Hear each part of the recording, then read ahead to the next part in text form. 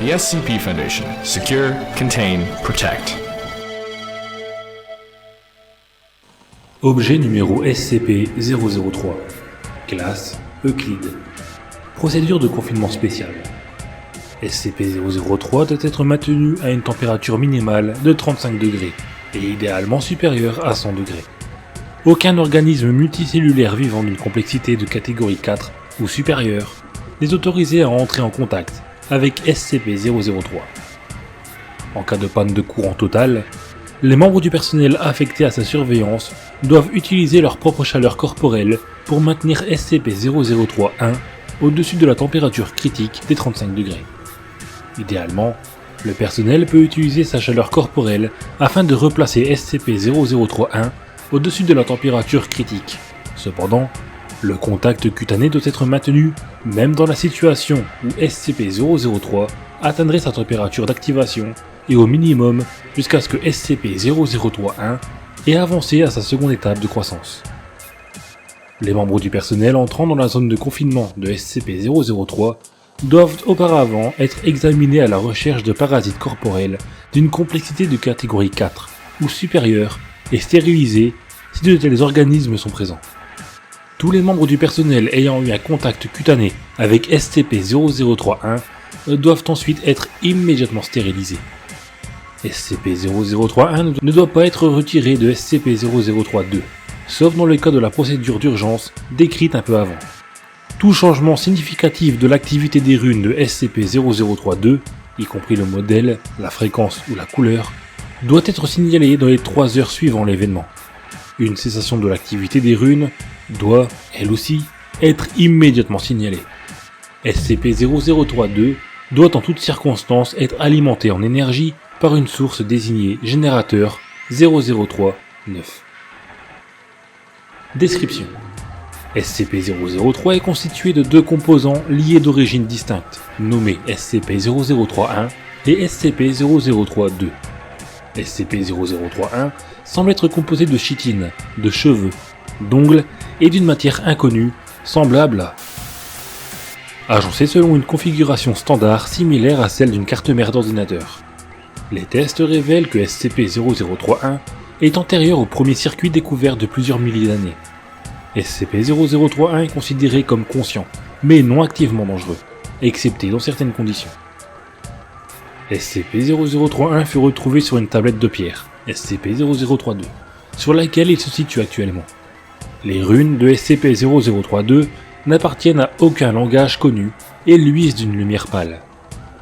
SCP-003-2 est contrôlé par un ordinateur interne, non biologique, dont le contenu est essentiellement inaccessible sans risque d'endommager SCP-003-2. SCP-003-2 est capable d'émettre des rayonnements contrôlés de radiation, incluant de la chaleur, de la lumière et des types de radiation anormaux.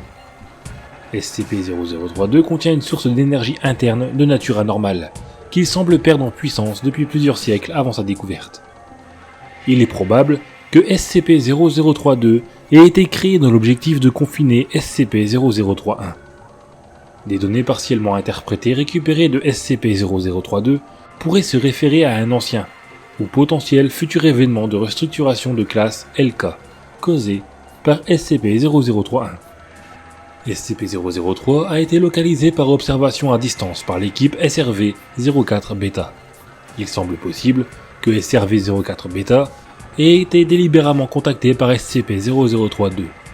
D'autres organisations ont également été alertées de l'existence de SCP-003, possiblement par des moyens similaires. Malgré cette activité, SCP-003-2 ne semble pas être intelligent, car il ne réagit pas aux analyses et procédures de M03 Gloria. Lorsque la température est inférieure à 35 degrés, les 2 composants de SCP-003 réagissent.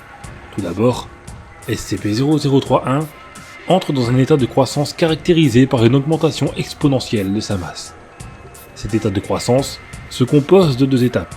Dans les 2 étapes, SCP-003-1 alimente partiellement sa croissance en convertissant la matière autour de lui, à commencer par les matières inorganiques qui l'entourent, y compris les éléments atmosphériques, avant de passer aux matières organiques non vivantes, ce qui comprend les cellules de peau morte, les cheveux, la chitine, l'émail et les autres matières biologiques. La première étape est toujours la même.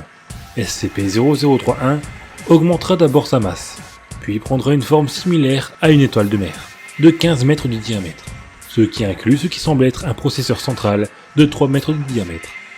Il formera des organes sensoriels qu'il semble scanner son environnement proche et convertira partiellement la zone autour de lui en une substance anormale non identifiée.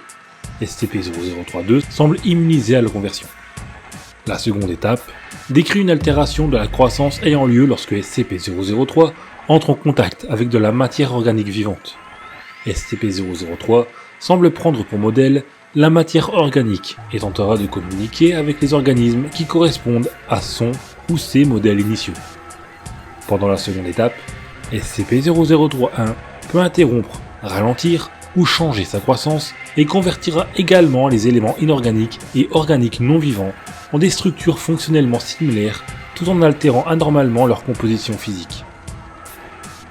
Alors que la croissance est constante à la première étape, à la seconde, la vitesse de croissance de SCP-031 est diminuée de 20 à 90%, tant que SCP-0031 reste en contact avec des matières organiques vivantes.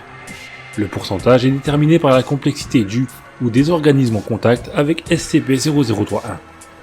SCP-0031 semble consacrer une grande quantité de sa puissance de traitement à l'analyse de la matière vivante organique. Au cours de chaque étape de croissance de SCP-0031, SCP-0032 relâche des salves de radiation qui inhibent temporairement la croissance de SCP-0031, ou inversant sa croissance lorsque la température remonte au-dessus de 100 degrés. Des émissions de radiation similaires ont été répliquées mais enregistrées par d'autres moyens anormaux. La biologie de SCP-0031 a été le sujet d'une étude approfondie. Des éléments significatifs ont été identifiés comme similaires à SCP, SCP-1512 et SCP-2756. Les deux derniers n'ayant aucune connexion confirmée avec SCP-0031 ou entre eux. Aucun de ces objets n'est pleinement compris. Techniquement, ils sont encore moins bien compris que SCP-003, car celui-ci a fait l'objet d'une recherche transdisciplinaire approfondie. À ce jour, aucune analyse convaincante n'a permis d'expliquer de manière satisfaisante la connexion de SCP-0031 avec ces objets SCP, ou d'autres, pas plus que sa connexion avec la technologie moderne au-delà de l'apparence, et une potentielle imitation par le biais d'un mécanisme inconnu.